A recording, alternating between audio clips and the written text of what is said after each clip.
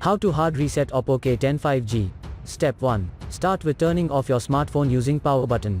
Step 2. When your device is turned off, press and hold volume down button and power button for a few seconds.